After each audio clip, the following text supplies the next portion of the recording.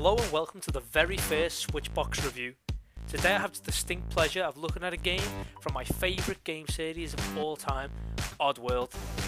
Specifically the third game in the series, Oddworld Munch's Oddysee.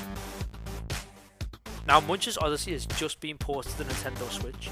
It's previously been ported to other platforms, but it originally released for the original Xbox back in 2001.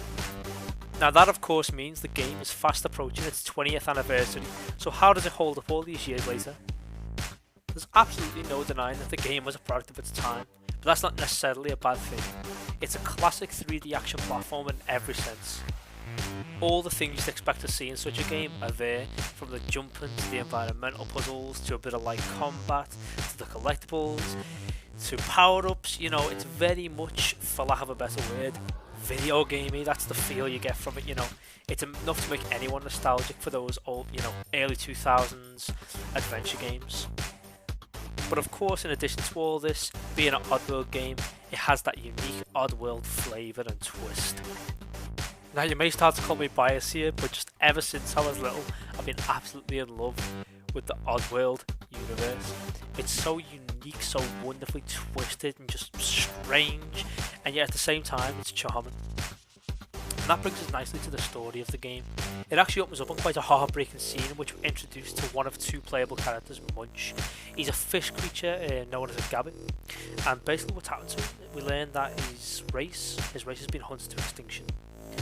And basically the goal of the game is that he has to work with Abe, who's the hero of the other games before this, to basically save his race, get his eggs back, and repopulate basically.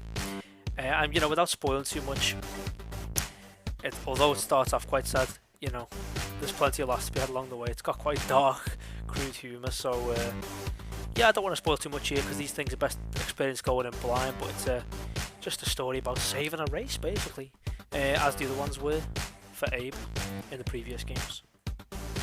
Along your journey you'll encounter a range of obstacles and enemies in your path, such as areas where there's a door that you have to open by collecting so many little, I think they're called spruce shrubs, was it? Spruce shrubs, yeah. It's like these little things in the ground, you can see them here in the gameplay. But yeah, you have to collect those and basically they unlock the doors.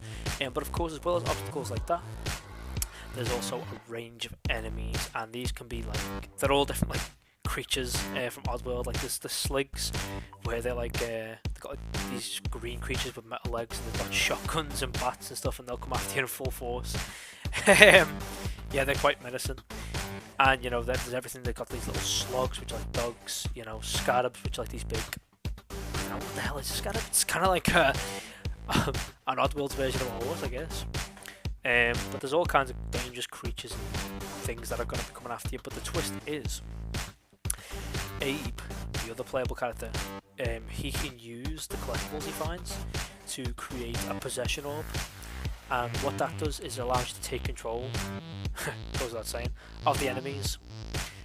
So, for instance, it gives you a lot of room to really play with the sandbox, and you can say, for instance, if we had the Slick character who has guns, you can take over him using possession, and this is a feature that's been in previous games as well, but you can take over a Slick character and absolutely wipe out everyone else around him. So there could be a group of enemies, you take over one and just shoot the rest of them, and that's really fun to do. I remember as a kid just thinking, how fun is it to get to play the bad guy essentially. But yeah, that's one of the Oddworld's unique twist, is possession, where you can really use the bad guys to your advantage by taking over them and using their abilities to wipe out the rest basically. So one of the criticisms I had of the game is a problem that basically plagues a lot of 3D platformers at the time, and that's precision jumping. Now, to be fair to the devs, this was their first venture into the 3D games,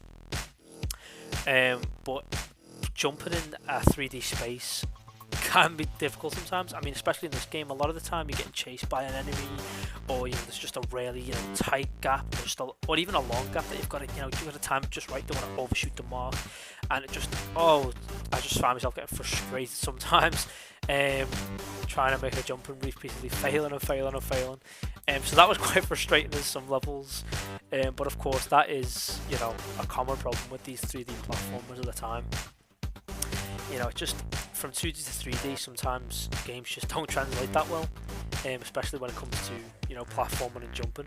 I mean, the previous games in the series were all 2D platforming, and to be honest with you, those are my favourite games of the series. That was Abe's Oddysee and Abe's Exodus. But yeah, it's just one of those transition things, isn't it? Where you got 2D to 3D games and jumping doesn't work quite as well. So that's something to think about if you're easily frustrated by that. But apart from that, it was pretty great. As far as talking about how the game runs, it should be no surprise that the game runs pretty much flawlessly in 60 frames per second, which is great to see. And that brings me to my conclusion, basically. I'd say the game was a really unique and great 3D platformer. It's definitely got all the bells and whistles, those early 2000s 3D platformers and action-adventure games. So if you're nostalgic for that sort of thing, definitely hop on board and give it a go. And as far as having it on the Switch goes, for me personally, having one of my favourite childhood games, my favourite series, anywhere, anytime, portable on the go, is just absolutely brilliant. That's what I love about the Switch. You probably hear me talk about this a lot, but basically, portable mode on the Switch, it's just a game changer for me. And I'm so glad to have one of my favourite games on the system. Of course, this is my very first review for Switchbox, and that means it's the very first time I've actually given a game a score. And I've decided I'm going to be scoring these games at 10. Now, Munch's Oddysee today, my very first game, is going to get an 8 out of 10. I hope you've enjoyed this review today. Be sure to subscribe if you want to see more, and I'll see you guys in the next video.